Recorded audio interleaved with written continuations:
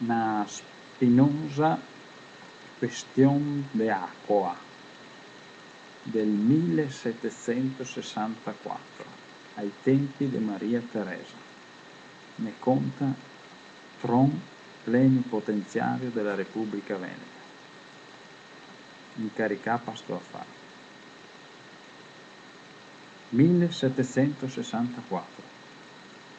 Una spinosa questione di acqua è anche quella del fiume Tartaro, Menago e Po, che segna un tratto dei confini tra il Veronese e il Mantoan e il Rodigin, l'ex ferrarese modenese, intorno a come le reggimenta e per il suo uso della navigazione e delle risare.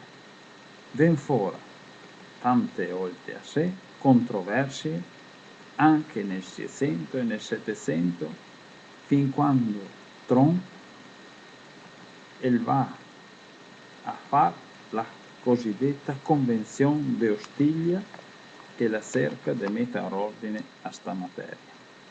Stipulà coi delegati di Maria Teresa il 25 giugno 1764. Anche in questo caso si registra tanti atti di spionaggio e di controspionaggio per conoscere le reciproche mosse. Il Ducato di Mantova le sta annesso all'impero. Dei funzionari asburgici qualche notizia riservata fornisce già il 27 settembre 1671 il prete Pietro Cesconi, che sta a Mantova.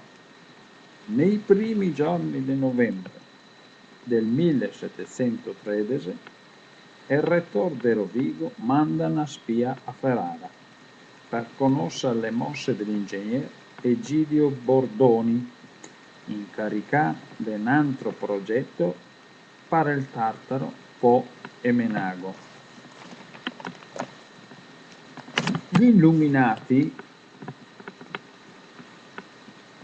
massoni, finanziemo di tutta l'Inghilterra attraverso la via dell'impero asburgico, nell'ottobre del 1790 Tamiazzo nota la presenza a Venezia del marchese Romano Vivaldi, che con credenziali austriache cerca di riannodare le fila della Compagnia degli Illuminati fondata da Adam Weishaupt e favorita a suo tempo da Giuseppe II come strumento di influenza politica per roversare la Repubblica Veneta e anche avere influenza in Baviera.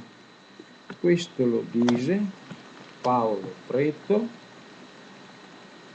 nel libro I servizi segreti di Venezia, pagina 573, e tratta la notizia dalla busta dell'Archivio di Stato di Venezia, busta 1240, numero 171, 30 fonte giurisdizialismo.